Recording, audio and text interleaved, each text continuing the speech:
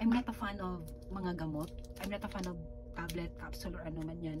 So, mas pinipili ko yung gummies or mga fish oil, kung ano yung tinitake. Ang kinagandahan nito is gummy siya.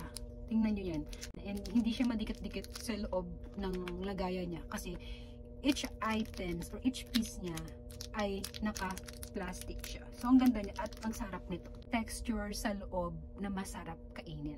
So, masala, ang ganda nito as in. So, sana matikman nyo din. And pag natikman nyo, comment down below kung ano yung experience nyo for this kind of collagen gummies. Hiyang naman ako. I'm not sure kung sa inyo hiyang kayo. Kasi, honestly naman talaga, hindi dahil hiyang sa akin, ihiyang din kayo. Hindi dahil hiyang kayo, ihiyang ako. So, diba? So, kanya-kanya tayo ng trip ng katawan. So, comment down below kung na-try nyo na ito and ano yung experience nyo dito. So, ito kasi nag-check out ako ng 3 bote. So, 3 siya. Wait, kukunin ko lang.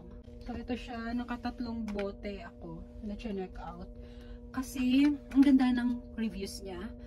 Bago kasi ako bumili ng mga items na initake ko or ginagamit ko, I always check the reviews. And, upon checking the reviews, is maganda naman. And for me, while taking this, as I said, talagang maganda. Maganda yung naging outcome sa akin.